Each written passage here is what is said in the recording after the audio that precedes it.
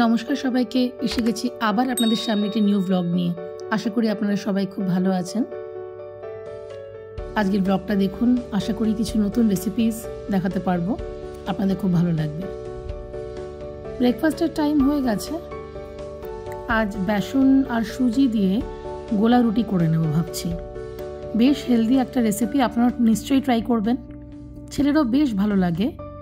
একটা কন্টেনারে 1 কাপ দুধের মধ্যে একটু জলও মিশিয়ে নিতে হবে, আর তার উপর অল্প বেসন, সুজি, একটা ডিম আর কিছু ঘরোয়া মশলা দিয়ে ব্যাটারটা ভালো করে মিক্স করে নিতে হবে। অবশ্যই স্বাদ মতো নুন মিষ্টি নিশ্চয়ই দেবেন। তারপর অল্প অল্প তেল দিয়ে গোলা রুটিগুলো ভেজে নিতে হবে।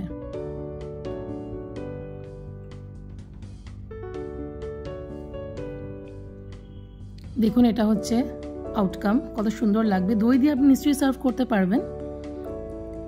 তার পাশে দেখুন লাঞ্চের প্রিপারেশনও স্টার্ট করে দিলাম। কুমড়ো, বিনস, আলু আর পেঁয়াজ দিয়ে একটা ভাজা করে নিলাম। রুটি দিয়ে এটা খেতে বেশ দারুণ লাগে।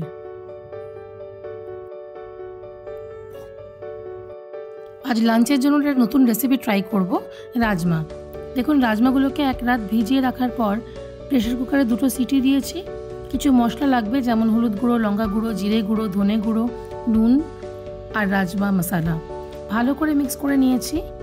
আর লাগবে আমাদের পেঁয়াজ কুচি। আমি রান্নাটা সর্ষে তেলেই করে নিচ্ছি। তেল গরম হলেই পেঁয়াজগুলোকে বেশ ভালো করে ভেজে নেব।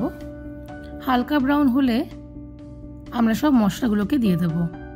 তারপর আবার ভালো করে মিক্স করে নেব। মশলাটাকে ভালো করে কষিয়ে নিতে হবে। মশলা দেখুন প্রায় কষে গেছে। কষে গেলে আমরা সিদ্ধ করা রাজমাগুলোকে দিয়ে দেব। তারপরে আবার ভালো করে মিক্স করে নিতে হবে। আর যখন ভালো করে মিক্স হয়ে যাবে, তারপরে আমরা পরিমাণ মতো জলটা দিয়ে দেব।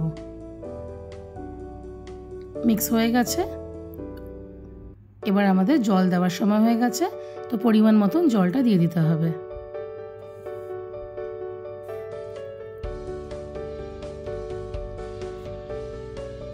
জল দেওয়ার পরে আবার ভালো করে মিক্স করতে হবে। নামানোর আগে অবশ্যই চেক করবেন যে নুন মিষ্টি ঠিক করে হয়েছে কিনা, নাহলে আবার পরে অ্যাড করে নিতে হবে। এই দিকে দেখুন, হাজব্যান্ডের জন্য একটা টিফিন রেডি হয়ে গেছে, আর একটা ইন প্রগ্রেস। প্রায় হয়ে এসেছে। আর এবার আপনারা দেখতে পাচ্ছেন যে rajma is ready to serve. উফ, কালারটা দেখুন, জাস্ট কি সুন্দর হয়েছে। আশা করি আপনাদের ভিডিওটা খুব ভালো লেগেছে, তাই জন্য লাইক, শেয়ার, সাবস্ক্রাইব নিশ্চয়ই করবেন। Thank you for watching.